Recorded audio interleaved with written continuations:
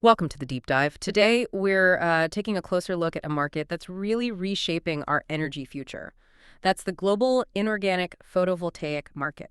Now, for anyone new to that term, inorganic photovoltaics basically means the, established silicon-based solar panels, the tech that's really the backbone of today's solar industry.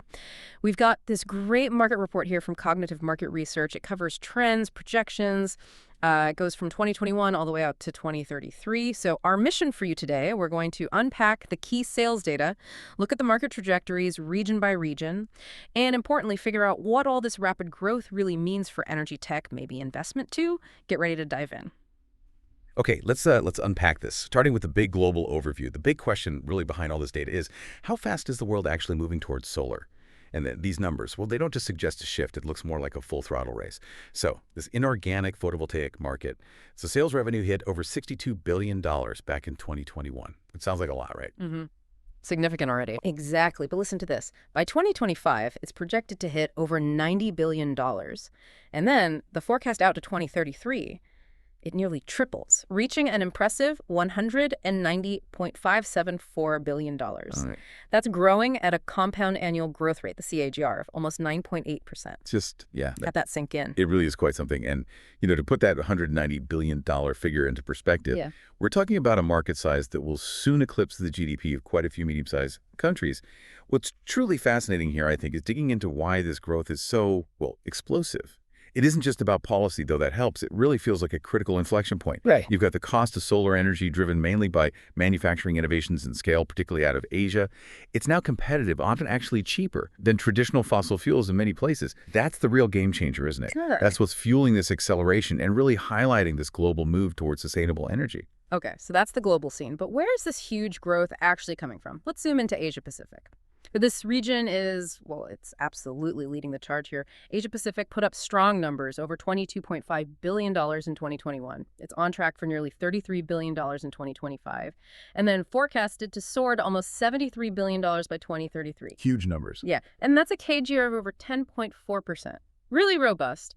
And drilling down further, China, clearly dominating, growing from over $8.5 billion in 2021 to an astounding projected $28.8 billion by 2033. That's an 11% CAGR. Just under, yeah, 11.018%. Remarkable. And India is not far behind in terms of growth rates. Significant expansion there, too, rising from almost $3.8 billion to over $13.3 billion. That marks a CAGR of nearly 11% as well, 10.985%. Right. And that kind of dominance, particularly from China, isn't just about market size. It really speaks volumes about their massive investment in domestic manufacturing capacity and, of course, their very aggressive renewable energy targets.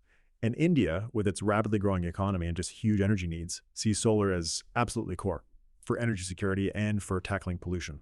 So if you connect this back to the bigger picture, the sheer momentum from these two giants, China and India, that's what's really powering the global market.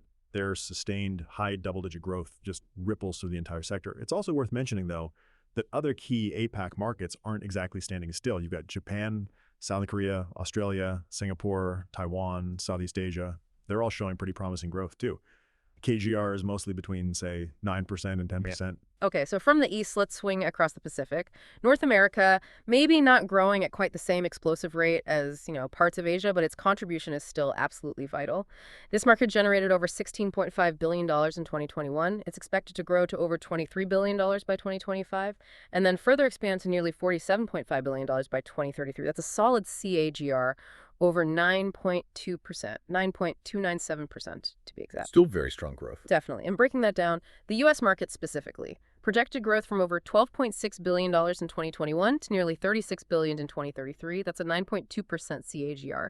Canada also showing strong growth, from over $2.2 billion up to nearly $6.7 billion by 2033. That's a TAGR of 9.4%. And Mexico isn't lagging far behind either, rising from over $1.7 billion to just over $5 billion by 2033. That's a CAGR of 9.4%. Yeah, and this consistent growth in North America, it's not just sort of a general trend. It's increasingly policy-driven. You really see the impact of things like the Inflation Reduction Act in the U.S. That provides long-term incentives, stability, both for domestic manufacturing and for deployment. That kind of legislative clarity, it really de-risks investments. It creates a stable environment for building out massive solar infrastructure. It just goes to show, even in established economies with mature energy grids, this shift to renewables is broad and sustained. All right, let's turn our attention over to Europe now. Here we see, well, maybe more diverse paths towards renewable adoption.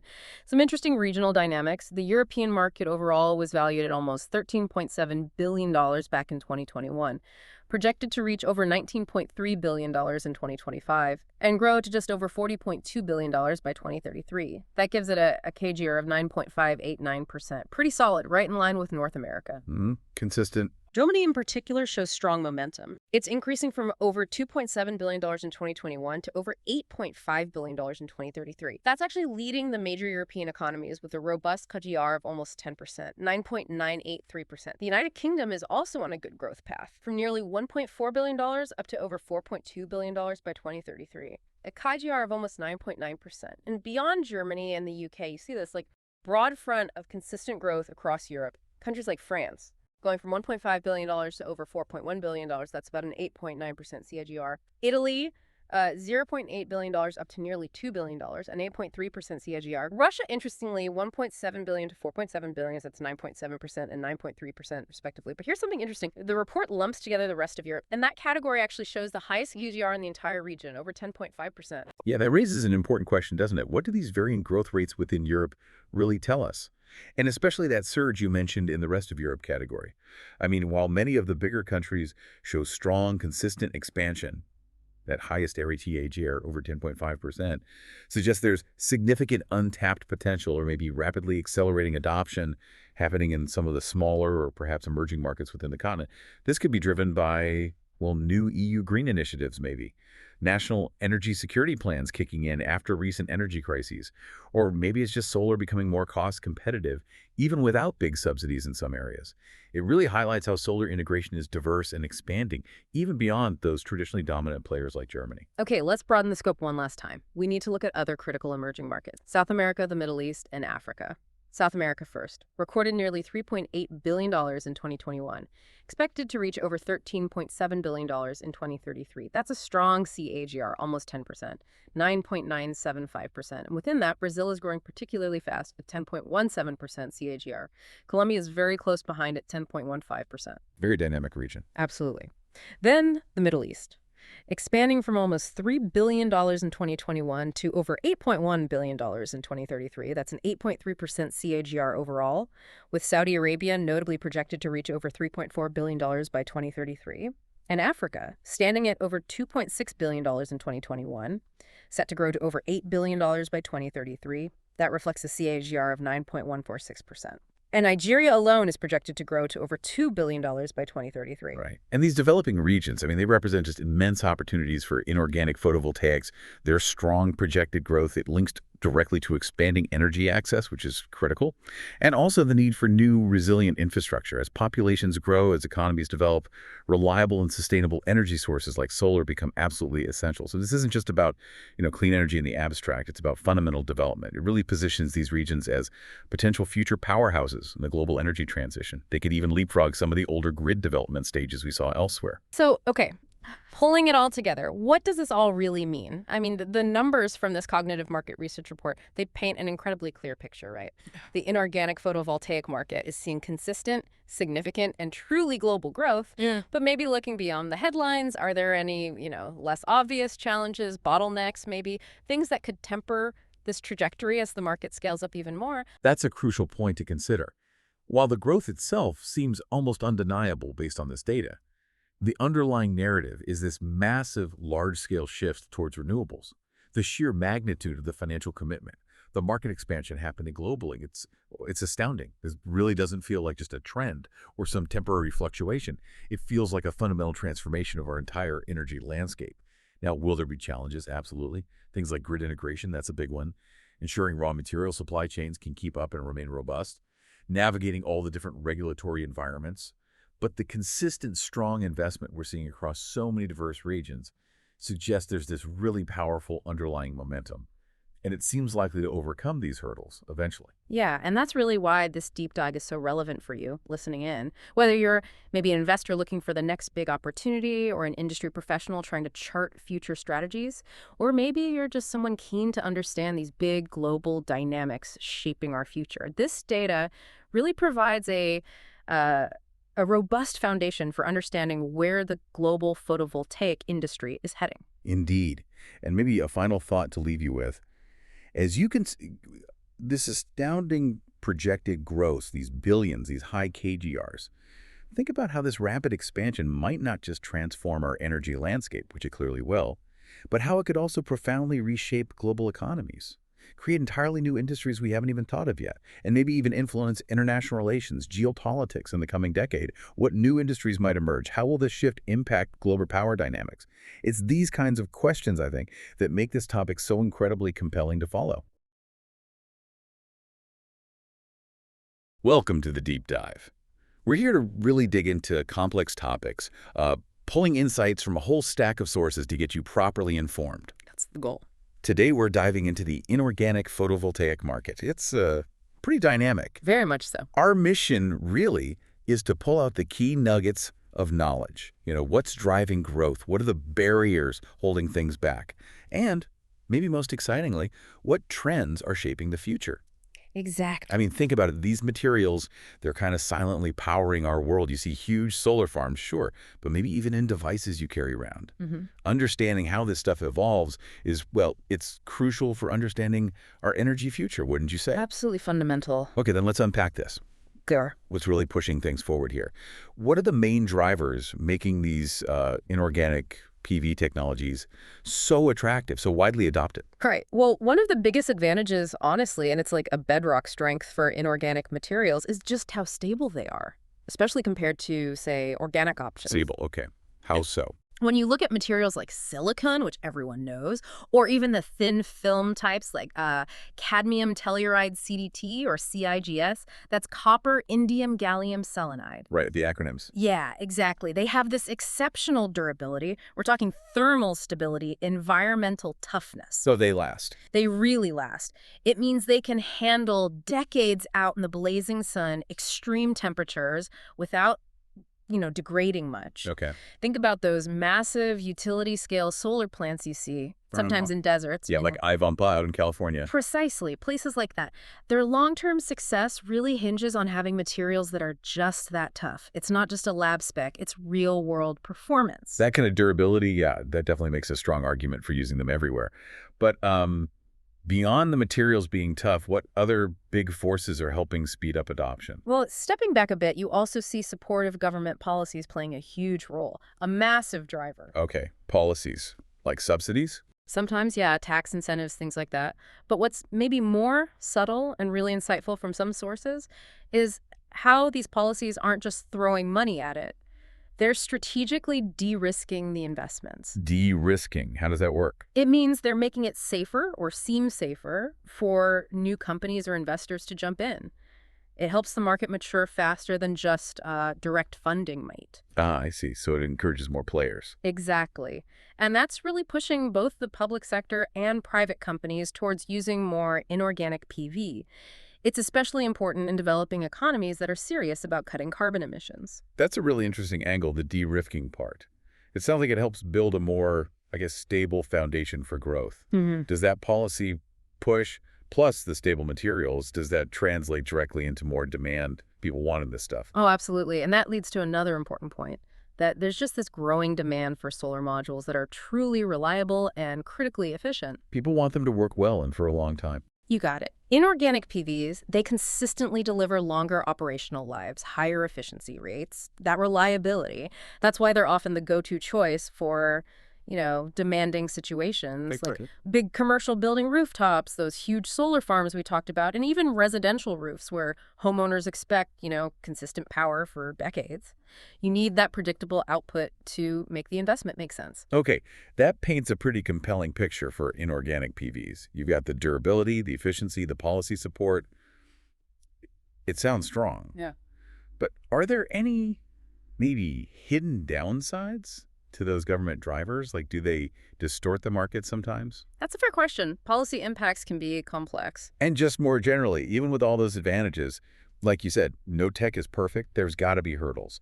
So what are the roadblocks, the bottlenecks slowing things down? You're right. There's always a flip side. Probably the most significant barrier, the one everyone talks about, is the high upfront cost. The price tag. Exactly. Manufacturing these things, installing them, it adds up, especially for traditional crystalline silicon, and definitely for the really advanced stuff like multi-junction cells. Multi-junction, what are those exactly? They're pretty sophisticated. You essentially stack different solar cell materials, one on top of the other. Each layer is designed to capture a different slice of the sunlight spectrum. So more efficient but more complex. Precisely. More complex, more expensive to make. And the insight here maybe isn't just that it's costly, but it creates the sort of chicken and egg situation. How so? Well, you need massive scale to bring the costs down, right? But it's hard to get to that massive scale if the costs are too high to begin with. Right. People won't buy it if it's too expensive. Exactly. So that feedback loop, that's what really makes it tough to get widespread, rapid adoption, particularly outside markets where there are heavy subsidies already in place. That chicken and egg thing really crystallizes the cost issue. Okay, so cost is number one. What else? Are there other big roadblocks? Another really crucial factor involves the environmental and health risks associated with some of the materials used. Like what materials? Well, the classic example is cadmium, which is used in CDT cells. Cadmium is a heavy metal, so there are legitimate regulatory concerns, mainly about safe disposal at the end of the panel's life, and also making sure workers involved in manufacturing and handling are safe. These aren't insurmountable, but they add layers of, compliance, procedures, and ultimately cost. Okay, so extra steps, extra costs. Right. And that can definitely influence whether a big project is feasible, especially when you think about the sheer volume of material needed for, say, a giant solar farm. Got it. So high costs, environmental concerns tied to certain materials. And you mentioned something about a technological ceiling. What does that mean? Have we sort of maxed out what this type of solar can do? Or is it broader than that? That's a great question. It's less about solar energy in general hitting a wall and more about the traditional inorganic PV technologies kind of bumping up against their theoretical limits. Limits in terms of efficiency. Yeah, mostly efficiency. Many of these established technologies, like standard silicon, are getting pretty close to how efficient they can possibly be based on the physics of the materials. So getting more efficient becomes harder. Increasingly difficult, yeah. Manufacturers can't just tweak a few things for big gains anymore. It requires really substantial R&D investment, sometimes fundamental breakthroughs. So the easy wins are gone? Mostly, yes. Which isn't necessarily bad. It just means the innovation has to shift into new directions, new approaches. Those are definitely some significant challenges. If, hypothetically, you could wave a magic wand and solve just one of those cost, environment, or the tech ceiling, which one do you think would unleash the most growth? Oh, that's tough. Probably cost, just because it's such a universal barrier. But they're all linked. True. Okay, so with those complexities, the strengths and the hurdles, what is next? Where is the market actually going? How are people tackling these problems and, pushing past those limits? What's on the horizon? Well, one really noticeable trend is a big industry shift towards thin film technologies. We mentioned CDT and CIGS before. Right. What's the big deal with thin film? A couple things. One major advantage is their design flexibility. Because they're thin and can be made on flexible substrates, you can do more with them. Like what? Imagine solar cells integrated into windows, maybe even slightly transparent, or curved to fit building facades, things you can't easily do with rigid silicon panels. Plus, they generally use less raw material. So lighter, more adaptable. Exactly. And that opens up totally new ways to use solar power. Think building integrated photovoltaics or BIPV, and maybe even truly portable, flexible solar chargers. It kind of changes where solar can even go. That flexibility does sound like it could open a lot of doors. Yeah. What about on the research side? Anything else showing big promise, maybe for getting past those efficiency limits we talked about? Oh, absolutely. There's a huge amount of momentum right now behind research into hybrid, perovskite, inorganic tandem cells. Okay, perovskites. We hear that word a lot. What's the tandem part? Tandem just means stacking different types of solar cells together. In this case, you put a layer of perovskite, which is a newer, often cheaper material to process on top of a traditional inorganic cell, like silicon. And why do that? Because the perovskite layer is good at capturing one part of the light spectrum, and the silicon layer is good at capturing another part. Together, they can potentially capture much more energy from the sun than either could alone. So higher efficiency. Much higher potential efficiency, yeah. And the hope is potentially at a lower manufacturing cost than, say, those complex multi-junction cells we discussed earlier. It's a really fast-moving area of research, a potential game changer. Okay, so new materials like perovskites, new structures like tandems, that's pushing the tech boundary. Are there also shifts happening in just the sheer scale of how we're deploying these things? Definitely. If you look at the bigger picture globally, there's this growing wave of investment in utility-scale solar projects, Hmm. massive farms, Where is this happening most? particularly in regions that get a ton of sun, high solar irradiance. Think the Middle East, parts of India, the southwestern All right, U.S. obvious places for solar. Exactly. And these huge projects, they need the kind of durability and high energy yield that inorganic PV is known for. They need panels that can perform reliably for decades under tough conditions. So the demand from these big projects drives the market for the robust stuff. Precisely. These investments are creating significant demand for those proven, high-yield inorganic solutions, which further cements their role in the whole global energy transition. Wow. Okay, this deep dive has really laid out the landscape. It's clearly a dynamic field. You've got these established strengths like the stability, then these very real challenges like cost and limits, Right. and then these really groundbreaking innovations on the horizon. It just hammers home how vital these technologies are for, well, for our collective energy future. It really does. And maybe this leaves you, the listener, with an important question to think about. As we keep pushing the science, striving for ever higher efficiency, how do we make sure we balance that? How do we balance the relentless push for performance with the equally critical needs for affordability and environmental responsibility? That is a really good question. Balancing those priorities. Efficiency, cost, sustainability. It's the core challenge, isn't it? It seems to be. Well, that's definitely something to chew on. We really hope you'll look around, maybe notice these technologies more in your own world, and keep exploring these fascinating intersections: science, policy, sustainability. Thanks so much for joining us on this deep dive.